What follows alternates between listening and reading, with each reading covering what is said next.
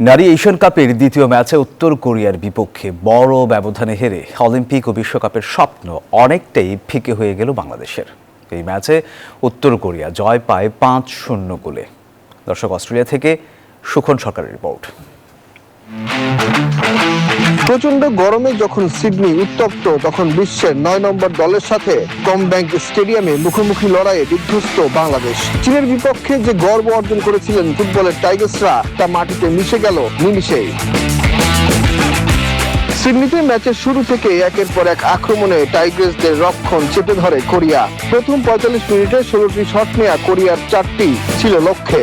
যুক্তরাষ্ট্রের 1 নম্বর gym chain gold gym এখন আবারও বাংলাদেশে। বসুন্ধরা আবাসিক এলাকা ও বসুন্ধরা সিটি শপিং মলে। অন্যদিকে কোরিয়ার ফরওয়ার্ডদের সামলে কুল পাচ্ছিলেন না বাঘিনীদের ডিফেন্ডাররা।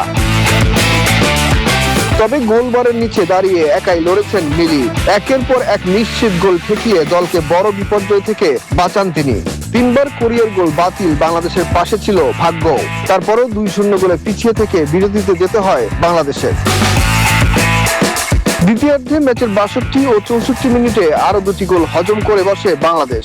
এরপর ম্যাচের 90 মিনিটে আরো একটি গোল হজম করে 5-0 গোলে পিছিয়ে যায় আফিদারা। তবে পুরো ম্যাচে কিপার মিলির পারফরমেন্স ছিল সবচাইতে উজ্জ্বল। সুখন সরকার, নিউজ 24, সিডনি, অস্ট্রেলিয়া।